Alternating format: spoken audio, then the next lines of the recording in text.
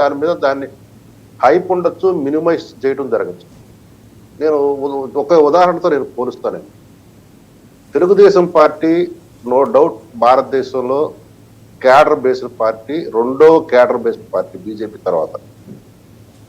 అత్యంత బలంగా నాయకులు ఉన్నా లేకపోయినా కానీ క్యాడర్ సంపూర్ణంగా దాని వెనకాల ఎప్పుడూ ఉంటారు. అటువంటి రాజకీయ పార్టీ కూడా మొన్న జరిగిన స్థానిక సంస్థల ఎన్నికల్లో ఎంపీటీసీ, జెడ్పీటీసీ వచ్చినప్పటికీ ఎన్నికల యొక్క ఆ అక్రమాలు, దాడులు, దాష్టికాలు చూసిన తర్వాత ఆ గోదా నుంచి వైదొలుగుతున్న చంద్రబాబు నాయుడు గారు ఓపెన్ స్టేట్మెంట్. ఎందుకంటే తన క్యాడర్ని, నాయకుల్ని రక్షించుకోవాలనే ఉద్దేశం. ఇక్కడ మీరు ఒకటి గమనించండి, రాజకీయ పార్టీ అక్కడ అంతరించిపోవడం జరగల, కాకపోతే ఒక అడుగు వెనక్కి వేసింది.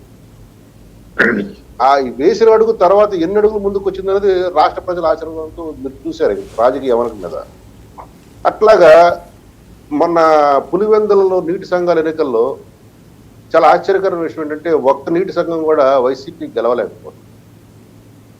ఇది కూడాను ఒక రకమైన సంకేతం ఉంది. రేపు బహుశా వైసీపీ వాళ్ళు మొన్న ఎమ్మెల్సీ ఎన్నికల్లో కూడాను పోటీలో ఉండమని చెప్పేసి వాళ్ళు చెప్పడం కూడా జరిగింది, మేము పోటీ చేయము అనేది. రేపు బహుశా స్థానిక సంస్థల ఎన్నికలు వచ్చినప్పటికీ మేమైతే వాళ్ళు చేసిన అప్రజాస్వామ్య ప్రక్రియలకు మేము వెళ్ళాము. నామినేషన్ పర్వం నుంచే వాటిని ఇబ్బందికరమైన పరిస్థితి. అటువంటి ప్రతి ఒక్కరూ నామినేషన్ వేసుకోవచ్చు, పార్టీ పరంగా వేసుకోవచ్చు, వ్యక్తిగతంగా వేసుకోవచ్చు, స్వంత అభ్యర్థులు వేసుకోవచ్చు, అందరూ పోటీ పడచ్చు.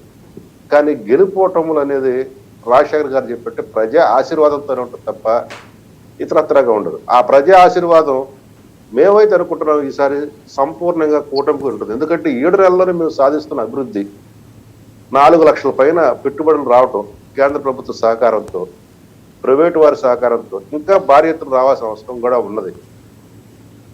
పోలవరం కానీ, అమరావతి కానీ నిర్మాణాలు ముందుకు సాగుతున్న వేళ ఇవాళ డయాఫ్రమ్ వాళ్ళు దాని యొక్క కన్స్ట్రక్షన్ స్టార్ట్ అవుతుంది ఇవాళ.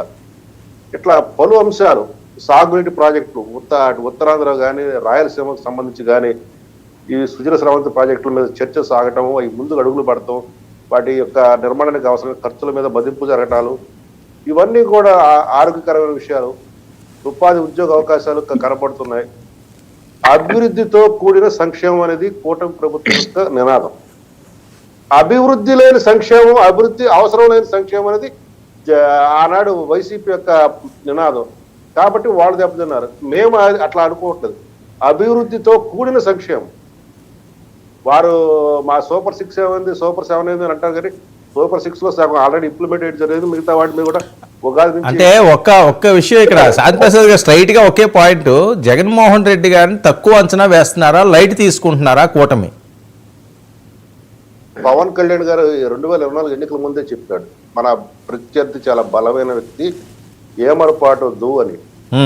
ఆ స్టేట్మెంట్ ఇప్పటికీ మేము వ్యాలిడ్ గా చూస్తాం. ఎందుకంటే 39% ఓటింగ్ ఉంది. ఆ 39% ఓటింగ్ ని వాళ్ళకి 20% ఎట్లా తేవాలో దాని మీద మేము ఖచ్చితంగా ఆలోచన చేస్తాం. వర్మ గారు చెప్పినట్లుగా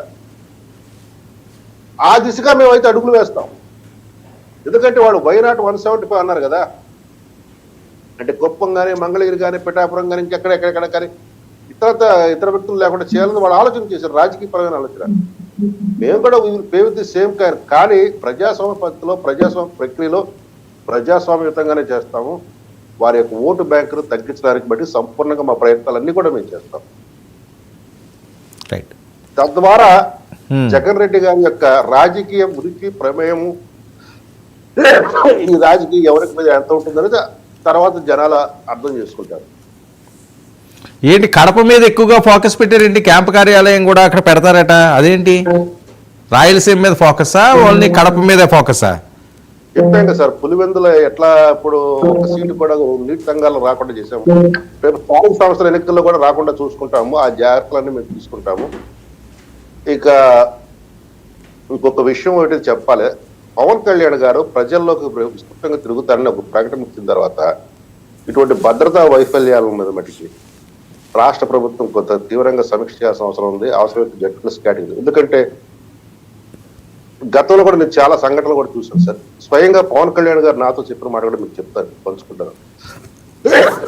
ఎప్పుడంటే ఆయనకు భద్రత ఉంది కానీ గతంలో భద్రత ఉండేది కదా.